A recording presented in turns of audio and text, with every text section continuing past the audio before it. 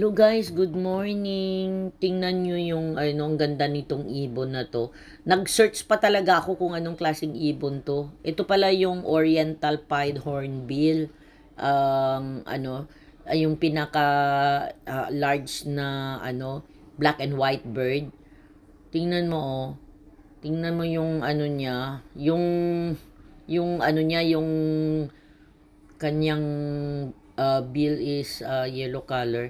Dito, dati daw to, nawala daw to sa Singapore dati. Tapos inintroduce uli nung 2000. Ayan, ang ganda, di ba guys? Ang ganda niya.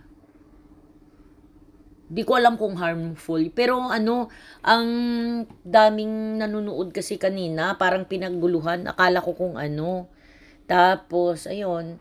Siyempre ako naman naki-issue. So, naki-marites. Tapos, ito pala yung nakita ko. Grabe, ang galing. Pero nakakatakot lang siya, guys. Ang laki. Tingnan mo, oh.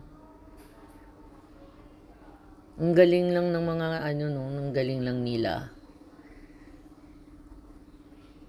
Ang sarap tingnan. Guys. Ayan, oh. Yung isa nagbubutas ng ng puno. Yan. Dalawa lang sila. First time ko nakakita nito dito ng syempre in real. Ayan, ayan siya. Oh, ayan. Thank you guys for watching. Please don't forget to subscribe and like, comment sa ating YouTube channel. Bye.